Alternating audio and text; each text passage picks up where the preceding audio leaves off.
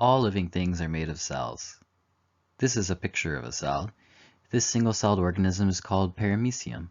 Notice all of the tiny parts. You can see a nucleus, vacuoles, cilia, and nutrients floating in cytoplasm.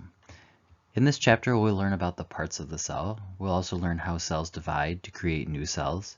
And we'll learn about tissues, including nervous and muscle tissue. Welcome to Chapter 3 of Biology 50. This slide is supposed to show a video called The Inner Life of the Cell. I can't play it here on a voiceover video, but I've posted a link on Blackboard, and it is in my recommended videos playlist on YouTube. I highly recommend this video. It shows the inner workings of a cell, including many of the organelles you'll learn about in this chapter. I recommend you pause the video you're currently watching right now and go watch The Inner Life of the Cell. This chapter covers a broad spectrum of topics. In Section 1, we'll discuss cell theory. Section 2, the plasma membrane. Section 3, cell parts and organelles. In Section 4, we'll talk about the stuff outside the cell, the extracellular stuff. In Section 5, cell transport. Section 6, we'll talk about the cell cycle and mitosis. In Section 7, we'll discuss protein synthesis. And Section 8 is about the tissues. Section 1, Cell Theory. After the invention of the microscope made the study of the cell possible, biologists have developed a theory of the cell that is composed of 3 parts. A, the cell is the functional unit of life. The activity of organisms depends on the activity of cells. Our liver would not work without the liver cells. Our blood wouldn't be able to carry oxygen without red blood cells. B, all life is made of cells. If it's not made of cells, it's not considered alive. And thus, most biologists do not consider viruses to be alive. And C, all cells come from other cells, with one exception, which would be the first cell. Section 2, the plasma membrane. You'll learn about many parts of the cell in this chapter. Let's begin with the plasma membrane. The function of the plasma membrane is to separate the inside of the cell from the outside of the cell. This keeps important stuff like nutrients in the cell and harmful stuff like toxins out of the cell. The plasma membrane also allows certain things to come in and out of the cell. We'll learn more about that in cellular transport in Section 5. Now let's talk about the structure of the plasma membrane. The main structural component of the plasma membrane is the phospholipid bilayer, and phospholipids are the main component of this bilayer. Remember, there are 2 parts of a phospholipid, the hydrophilic or water-loving head and the hydrophobic or water-fearing tails. This diagram shows 3 different depictions of a phospholipid. On the far left, we have the structural formula depiction of a phospholipid, showing all of the atoms and bonds in the molecule. In the middle, we have something called a space-filling model, showing the atoms and their relative size. And on the far right, we have a sort of symbolic or icon version of a phospholipid, showing the simple head and 2-tail version of a phospholipid. Remember, the polar heads of a phospholipid are attracted to water, and the nonpolar tails are repelled by water. If you take a spoonful of phospholipids and mix them in water, they will arrange themselves in such a way so that the nonpolar tails do not come in contact with water. The only way this is possible if they arrange themselves into a phospholipid bilayer, as shown in this diagram. There are several more things to know about the phospholipid bilayer. First, when phospholipids are mixed with water, they spontaneously form a bilayer. This means it happens without intervention, and energy need not be expended.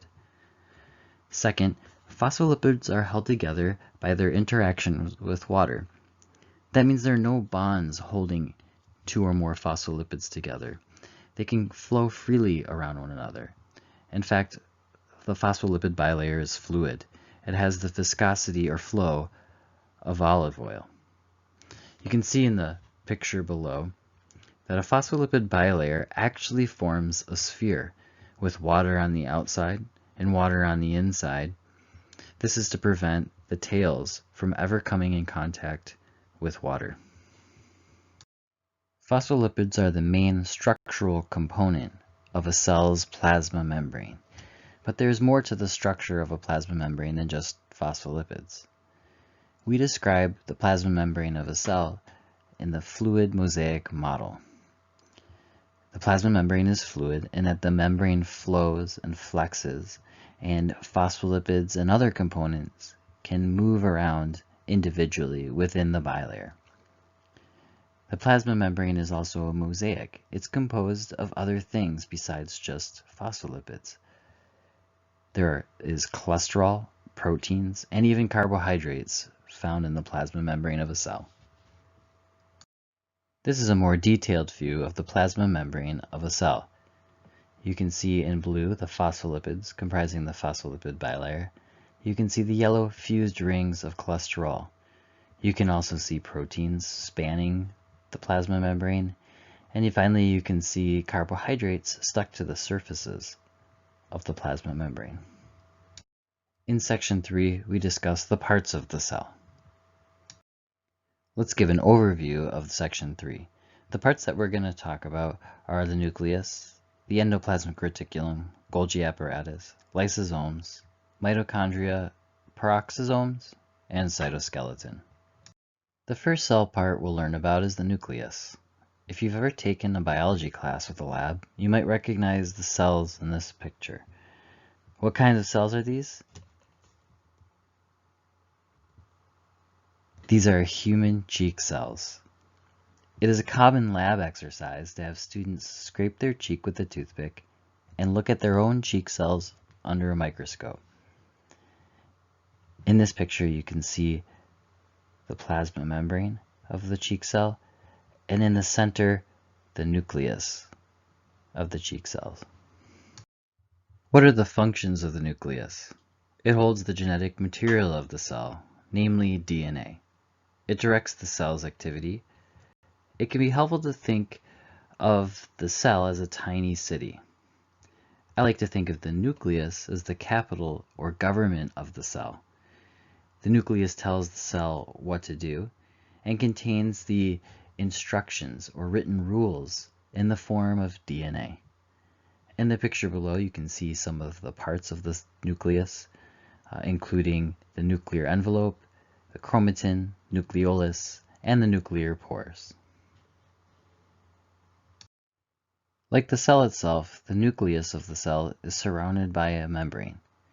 This is a special double membrane called the nuclear envelope. In the nuclear envelope are little holes called nuclear pores. They only let certain stuff in or out of the nucleus. They're kind of like the security of the nucleus. Another important function of the nucleus is to make the ribosomes. Specifically, ribosomes are made in the nucleolus of the nucleus. To visualize the nucleus under a microscope, you need to use special stains. The nucleolus stains darker than the rest of the nucleus. Ribosomes are made out of protein and RNA. That's two of the macromolecules we learned about. The special type of RNA found in the ribosome is called rRNA. The R stands for ribosomal. The function of a ribosome is to make proteins or synthesize proteins. Ribosomes contain two subunits, a large subunit and a small subunit. And in order to make proteins, ribosomes have to read instructions in the form of mRNA or messenger RNA.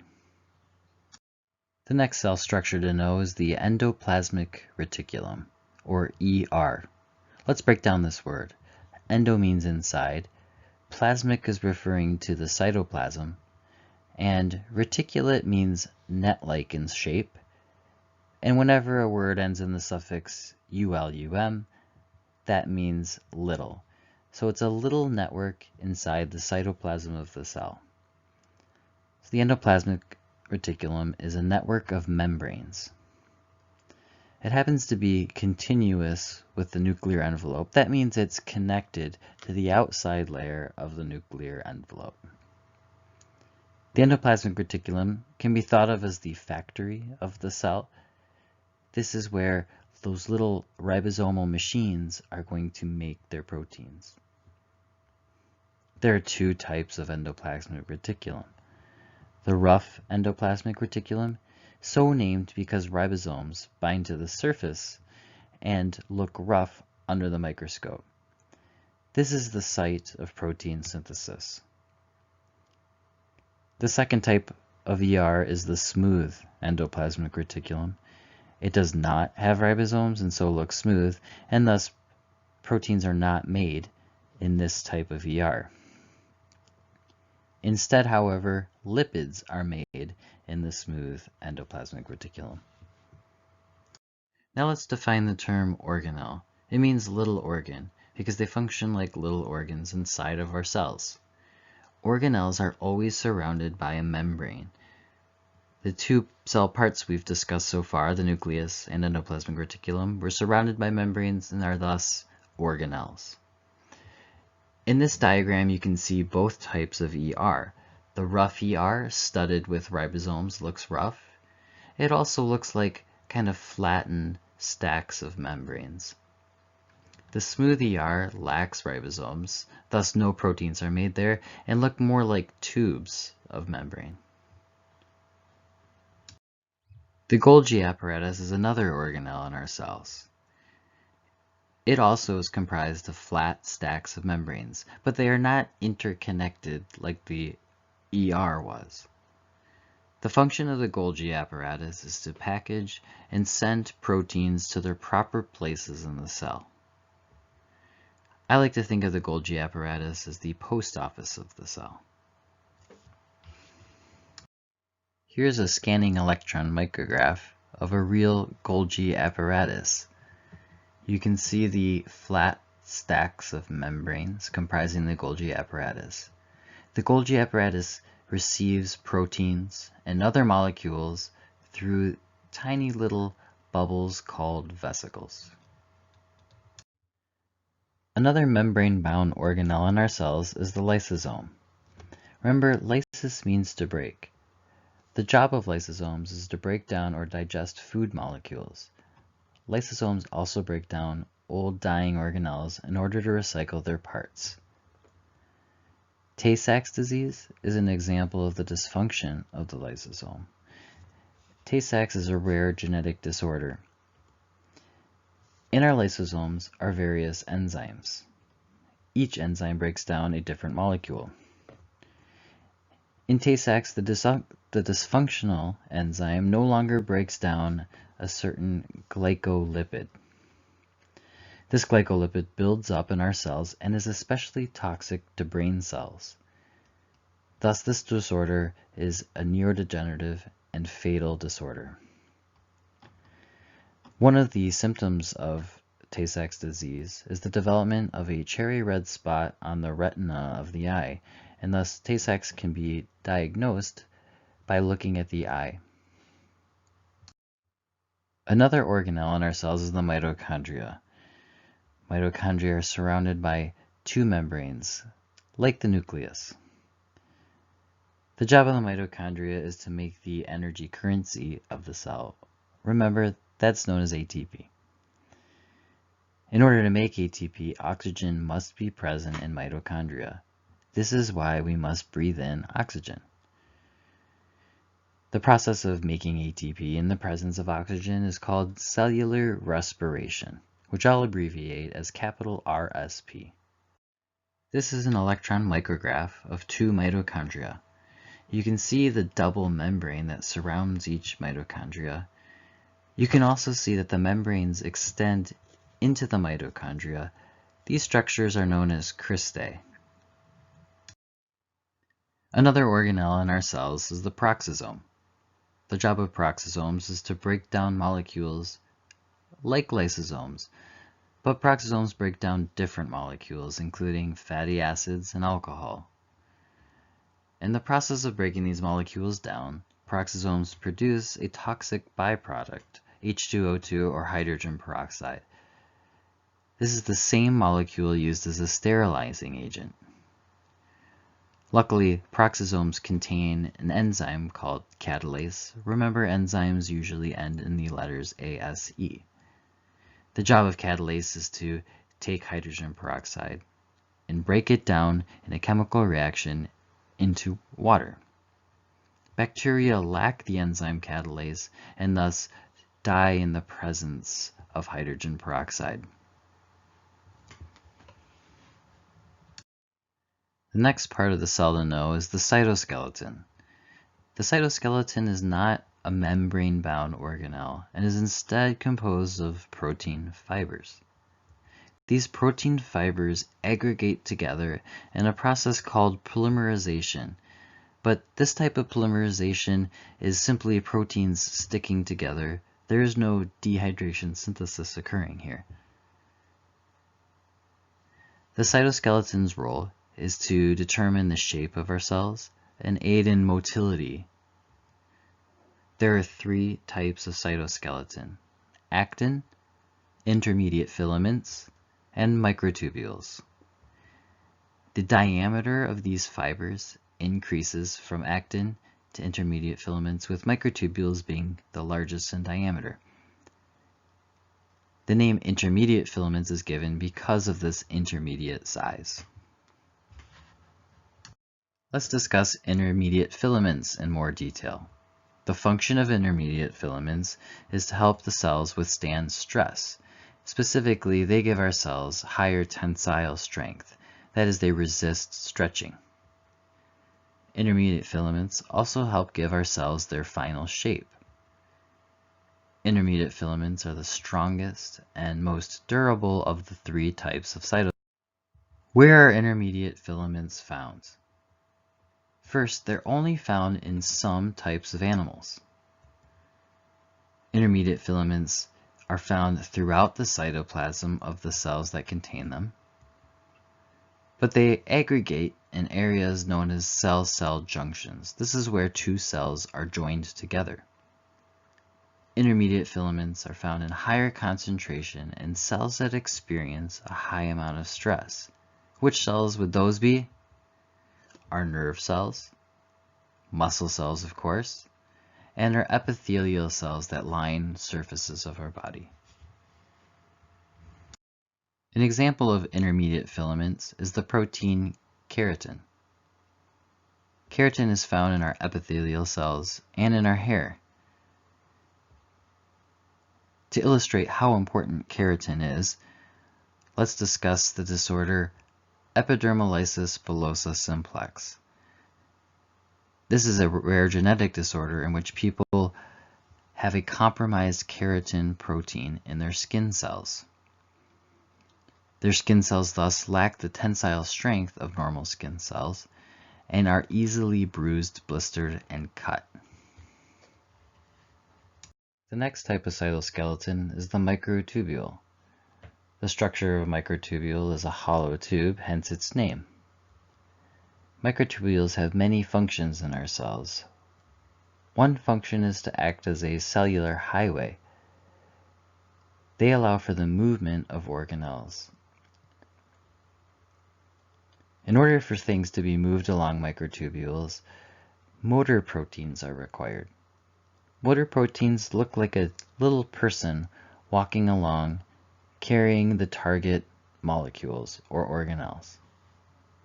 You might recognize this picture as a still shot from the YouTube video The Inner Life of the Cell that I recommended to you.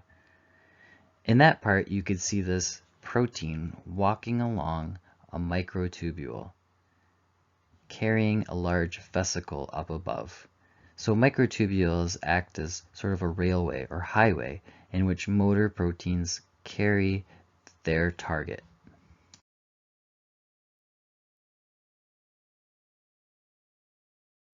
Another function of microtubules is they allow for the movement of flagella and cilia.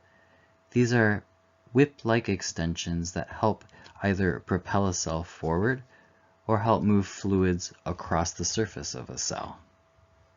This picture is an electron micrograph of two flagella.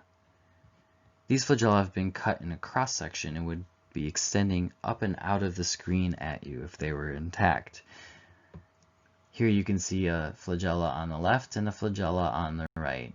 And notice the microtubules that comprise these flagella. Also notice the hole at the center of each of these microtubules. What is the difference between cilia and flagella? On the left you can see cilia tend to be far more numerous on a cell than flagella do. Cilia also tend to be much shorter. On the right you can see a flagella is longer and usually exists as one or two cellular extensions. On this slide I would normally show you a video of real flagella in action in an organism called Euglena. I'll post a link to this YouTube video on Blackboard, and I'll also put it in my recommended playlist in my YouTube channel.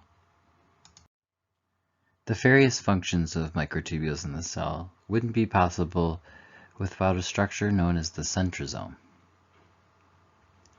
Centrosomes are found only in animals, and they help control the number, location, and orientation of microtubules in our cells.